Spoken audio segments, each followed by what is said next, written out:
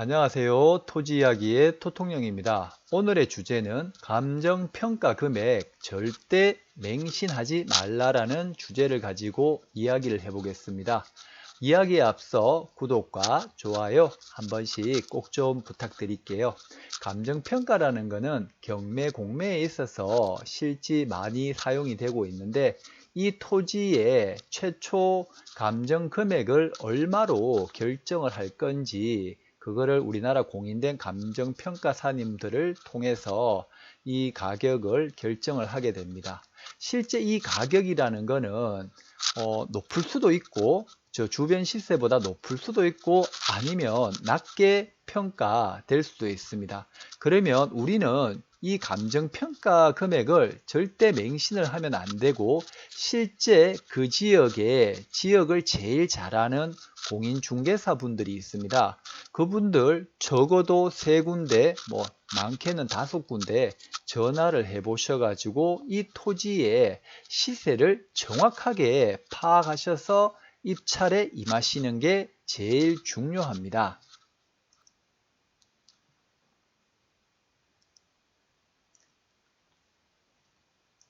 항상 예제를 가지고 이야기를 드리는 건데요. 자, 공매 사건이고 관리 번호는 2019-01701-005번 물건입니다. 강원도 원주시 소초면 평창리에 있는 산 42-42번지입니다. 실제 보게 되면은 자연림으로 이용이 중이고 사진을 보게 되면 현황상 임야이고 도로 옆에 붙은 이 토지입니다. 이 토지이고 여기 보시나요? 여기 뭐라고 되어 있어요? 근린공원으로 되어 있어요. 그래서 여기 근린공원으로 지정이 되어 있어 가지고 실질적으로 공법상 제약이 있습니다. 그렇다 보니까 근린공원, 녹지시설 근린공원을 지정을 해놨기 때문에 내 마음대로 개인 사유지라 하더라도 건물을 짓거나 개발 행위를 한다 하더라도 절대 지을 수 없는 곳이기도 하죠. 그래서 감정 금액이 실질적으로 447평, 1479제곱미터에 447평으로 447평이 되는데 감정가는 1479만원인데 1801만원. 이거 누가 입찰을 했을까요? 제가 입찰했습니다. 단독 낙찰, 무혈입성 단독 낙찰했습니다. 아무도 안 들어오는 토지. 난 왜 이렇게 1등으로 감정가 122% 이상을 적었을까요? 바보, 등신같이 말이죠.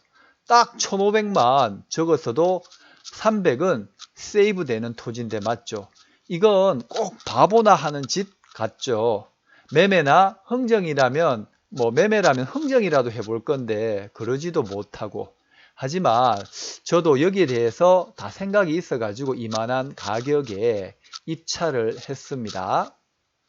실제 감정평가 금액은 이게 실제 주변 시세가 1이라고 봤을 때 0.6 정도 근린공원 공법상 제약을 받았기 때문에 낮게 평가, 주변 시세보다 좀 낮게 평가를 한 상태입니다.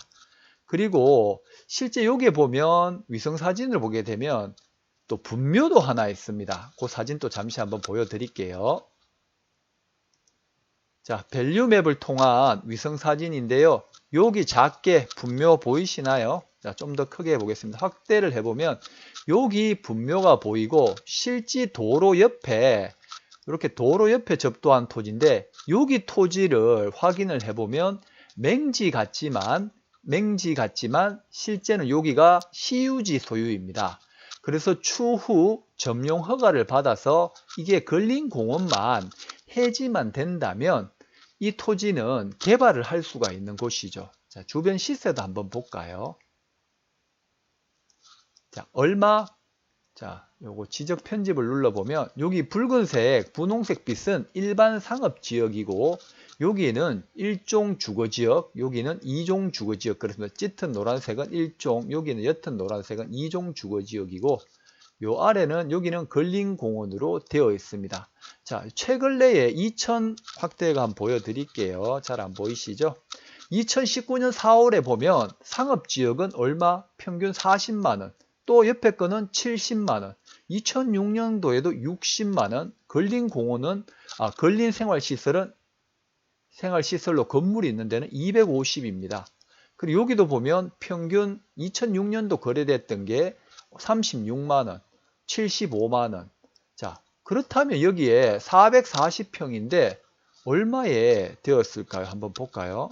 감정가가 제가 얼마라고 했죠? 볼까요? 1479만원 나누기 447평. 어떨까요?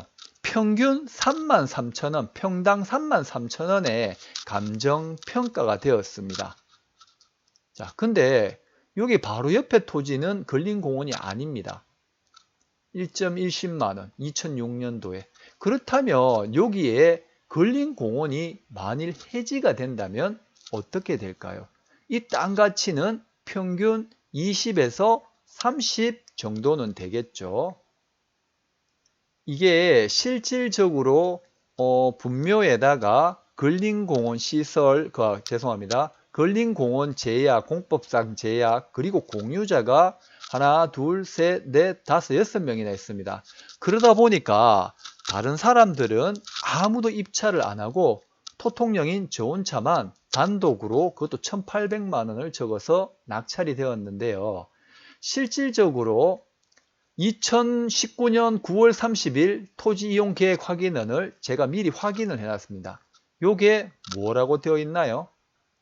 여기 산 42번지가 맞죠? 자, 근린공원 저촉이 되어 있습니다. 이게 근린공원. 근린공원이 저촉이 되어 있는 게 보이시죠?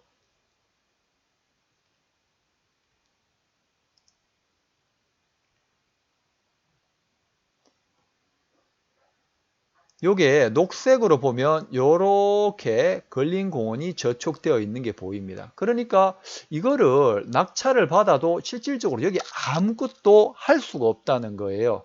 그렇다면은 이게 이제 시설이 7, 80년도에 고시가 되었는데 그러면 장기 미집행 도시계획 시설로 들어가게 되면은 이게 이제 근린공원으로 공원으로 사업 계획을 할 거냐 아니면 실효를 할 거냐 두 개의 문제가 되겠죠. 그래서 보상이 된다 그러면 뭐 주변 평가 시세보다 좀 더 나오겠지만은 보상 감정 평가를 할 때는 경매 감정과는 달리 근린공원 제약이 없는 걸로 평가를 하게 됩니다.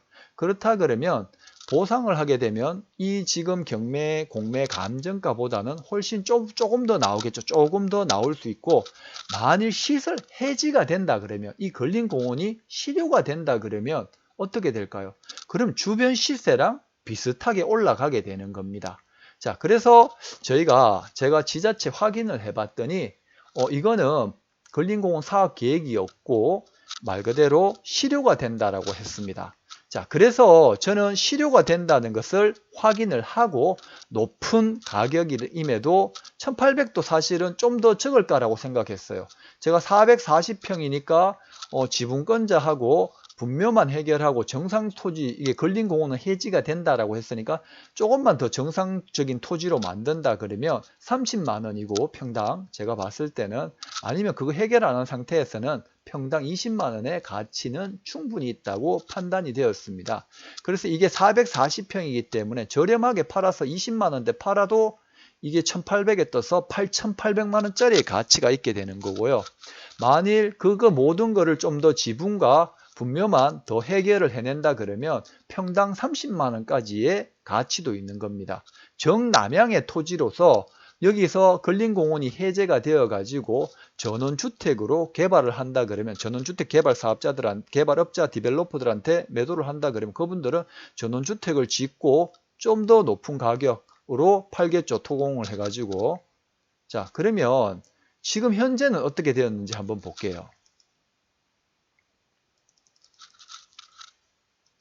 이게 입찰할 때까지만 해도 근린공원이 지정이 되었었지만 지금은 근린공원이 없습니다. 자연경관지구로만 지정이 되었기 때문에 거기에 맞춰 갖고 단독주택 개발 행위는 가능하겠죠. 자, 그렇다면 이 토지는 3만원짜리 토지가 아니라 저는 평균 뭐 한 4만원, 5만원대에 낙찰 받았지만 최소 정말 적게 받는다면 10만원에 바로 매도도 할 수 있는 부분이고요. 좀 더 지분이나 이렇게 협상을 통해서 분묘를 해결하게 된다면 최대 평당 30만원까지의 가치도 있는 토지로 보여집니다. 자, 저는 정말 많은 돈을 단기에 이렇게 하면 벌 수 있습니다. 근데 정말 이 토지는 너무 아까운 게 어떤가요? 한번 보시겠어요?